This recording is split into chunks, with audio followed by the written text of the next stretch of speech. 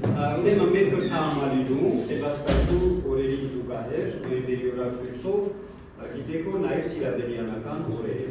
Սիրադերյանական օրեր նախագիծը կրթահամալիրի օրացույց մտել է 2022 թվականից եւ արդեն 4-րդ տարին է մենք իրականացնում ենք սիրադերյանական նախագծեր։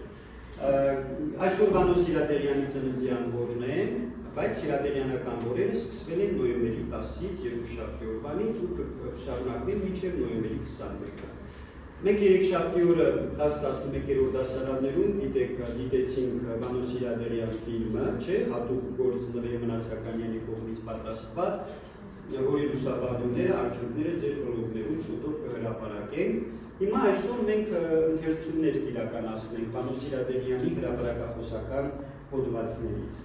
Ուրեմն այստեղ նախագիծն է, դուք էկրանին տեսնում եք Վանո Սիրադերյանական օրեր նախագիծը, որը ասեցինք նոյեմբերյան օրացույցում է։ Գիտենք, որ Սիրադերյանական օրերի նախագիծը մենք ընդհանրապես օրերը ամփոփելու ենք Վանո Սիրադերյան անվանական մրցանակով, ձեզ ուղարկվել է, որ ովքեր պահանջներին համապատասխանում են, ունեն համապատասխան աշխատանքներ դիմեն մրցանակի համար։ Վանո Սիրադերյան մրցանակը ում է տրվում։ Մեր ժամանակակիցները նախագծող, հասարակական, քաղաքական, մշակութային գործիչների գործող կապերի, կրթական գործընթացում ներառման, համագործակցային դաշտի ստեղծման համար կամ նախագծային գործունեության նոր ուղղություն ներդնելու համար։ Այսինքն դուք կարող եք կամ առաջին կետով դիմել, դուք եւ ուսուցիչը, սովորող ուսուցիչ, կամ կարող եք երկրորդ կետով դիմել, նայած ձեր գործունեությունը որին է համապատասխանում։ Մենք այս կետով ժամանակակիցը նախագծող գիտեք, որ շատ հրավիրյալ մասնագետներ ենք ունենում, թե գրողներ, թե մշակութային գործիչներ, թե քաղաքական գործիչներ, քաղաքագետներ, պատմաբաններ, իրավաբաններ, տարբեր ոլորտների։ Եվ եթե դուք ակտիվ մասնակցում եք այդ նախագծի իրականացմանը, կարող եք դիմել։ Սիրադերյանական օրերի ուղղությունները ներկայացված են։ Տեսեք, մենք հանդիպում ենք նախատեսում ուրեմն Սիրադերյանի հրապարակախոսական աշխատանքները քննարկելու համար, գիտեք, որ ընթերցումները սկսված են, տեսեք Սիրադերյանը ընտանեկան պատմություններում։ Մենք ունենք սովորողներ, ովքեր ասում են, որ մեր ընտանիքում ճանաչում են Սիրադերյանին, նրա հետ առնչվել են գործի բերումով կամ անձնական դաշտում, եւ սովորողները այդպիսի պատումներ են նաև գրում Սիրադերյանի իրենց ընտանիքում։ Ֆիլմի դիտում եւ ընթերցանության հոդվածներ, որոնք առաջարկված են ձեզ։ Հիմա մենք սկսենք առաջին հոդվածի ընթերցումը, ընտրեցինք փաստորեն ձեր հետ միասին քննարկելով առաջին օրը չհիշվող պատերազմ։ Սկսում ենք,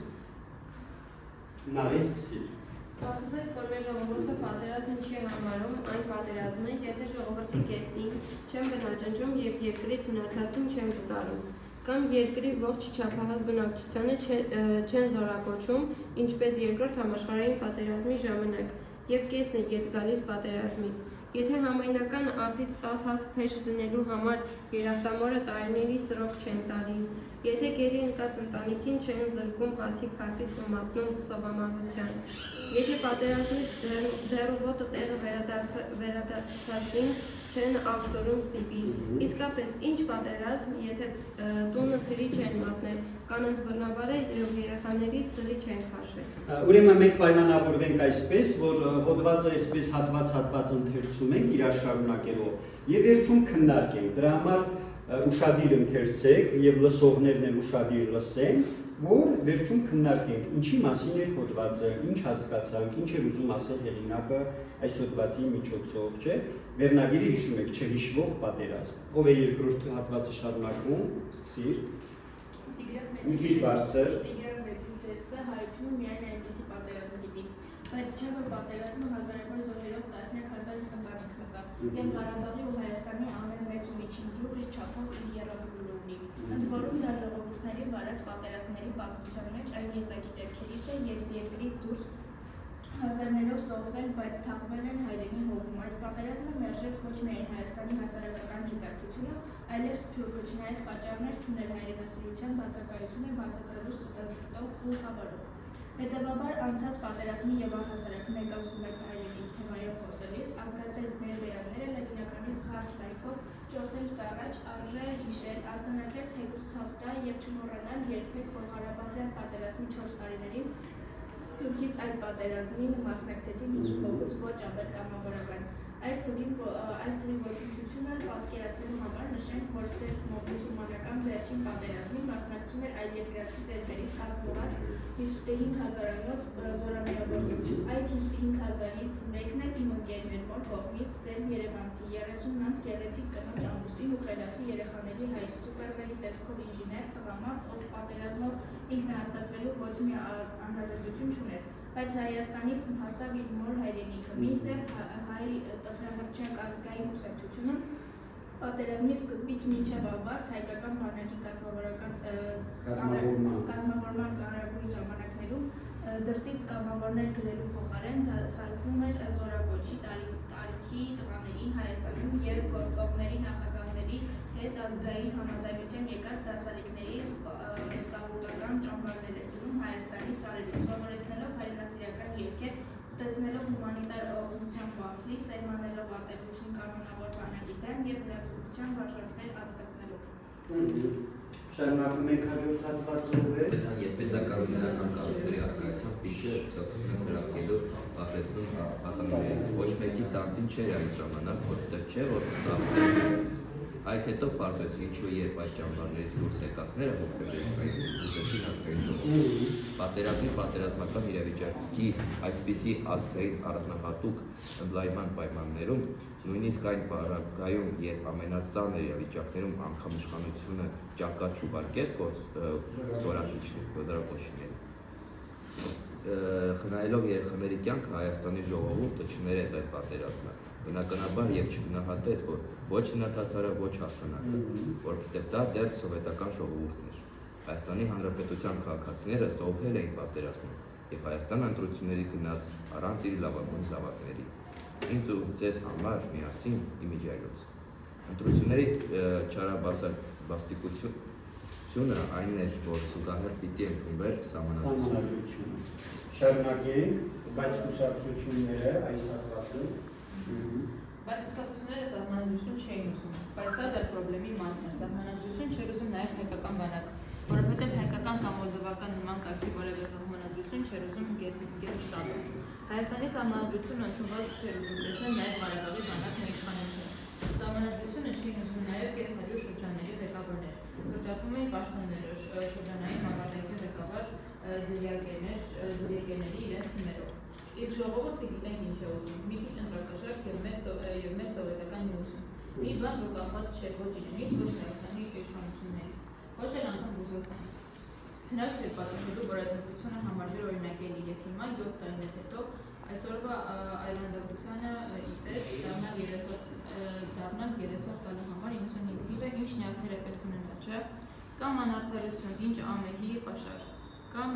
անձնապաստանություն, ինչ հաստատության կաշի, բա որ դու էլ երեք ինձ հեծանի վեր չտվիր քշեմ, պետք չէ թաքնվել մանկամտության թիկունքում, զառամաղթը շուտով օգնության կտա։ Հետո մանկական հիշաչարությունը չի անցնում երեկվա օրից այն կողմ, ուրիշ է հայ գրագետի հիշողությունը, իր նույնիսկ ամենաանհիշաչար տեսակով հանդերձ, առանձնահատուկ է։ Վասակ Դարփինյանը օրինակ հիշում է, որ Վանո Սիրադարյանը առաջարկում էր օրենքով ներում շնորհել գաղտնի ծառայությունների գործակալներին, որպեսզի ազատ զգան այլ երկրների հանդեպ իրենց պարտավորություններից, բայց չի հիշում, որ առաջարկում էր այդ բան անել առանց անունները հրապարակելու։ Սա ոչ թե դետալ է կամ հավելազնիվ։ Դրամատուրգորեն հակոտնյա բաներ են։ Առաջինի դեպքում ժողովրդին բաժանում է երկու մասի՝ մատնիչների և նրանց զոհերի։ Երկրորդ դեպքում մատնիչներին շանս է տալիս չշարունակել օտար հետախուզություններին ծառայել։ Շանս է տալիս չենթարկվել նախկին տերերի շանտաժի իրենց անցյալ զբաղմունքի համար։ Առարկայացնենք, մի դեպքում պարակտում ես ազգը, մյուս դեպքում չես պարակտում ազգը։ Իսկ ոչինչ չանելու արդյունքը այսօրն է, երբ բոլորը ծախում են բոլորին։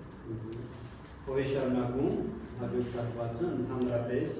Ընդհանրապես Հայաստանում ոչ մեկը չի մտավահում, թե ով ինչ է արել ու ասել 2 կամ 5 տարի առաջ, դա ոչինչ, բայց ում քնից բրդես բերանացի արտասանում է ավարերի ճակատամարտը կամ կոտորածի պատմություն, ըստ Ջոն Կիրակոսյանի, եւ չի հիշում 41-ից 45-ի պատերազմի տեղավորության ձգված Ղարաբաղյան պատերազմը։ Պատերազմից հիշում են ցուրտ ունեցությունը։ Կարելի է կարծել պատերազմը անցնում է ջերմության և լույսերի մեջ։ Ունիկալ հիշողության տերային ժողովուրդը հարազատ զավակ հայ գրագետը ահա 10 տարվա աշխարհացույցը իրադարձություններից մի գիշերվա երազի նման պատերազմ թոթափած։ Իրեն գտավ հրապարակային մահապատժի վայրում, Արագաստի կառախնարանի շուրջ բոլորեքյան նստած, գարեջրի գավաթի ձեռքին ֆեստիվալ վայելելիս։ Համազգային նման բարոյաքումը այսպիսի համապարփակ նկատմումը նախորդում է մեծ աղետներին և ոչ մի միստիկա չկար։ Ով է շարունակում վերջին հատվածը։ Երբ երկրի օպոզիցիան հայտնում է ոչ թե օրվա, այլ տարիներ առաջ եղած իշխանության դեմ, երբ ապրիլի 24-ին խաշ են դնում և ակադեմիկոս ու հանցագործ սեղան են նստում փողրաշների վրա, երբ օրենք են գրում պատմական իրադարձության վերաբերյալ, երբ իրավապաշտպանները պաշտպանում են հաղթած բանակի սպարապետի գլուխը կոտրելու գնացած անասուններին, միմյանից նրանց, երբ 100 հոգու ներկայության մարդ են սպանում և ի հայտ չի գալիս մեկ լիարժեք վկա։ Գլխակերպ բարքերով ապրող այդ երկիրը չի կարող աղետի չգալ։ Իրավիճակի դրամատիզմն այն է, որ որքան ուշանում է աղետը, այնքան սպառնում են վերականգնումի բարոյական դեմոգրաֆիկ, նյութական, քաղաքական ռեսուրսները։ Ուրեմն մենք ընթերցեցինք որ հոդվածը Չհիշվող պատերազմ։ Հիմա կընթերցեք ևս մեկ հոդված, որպեսզի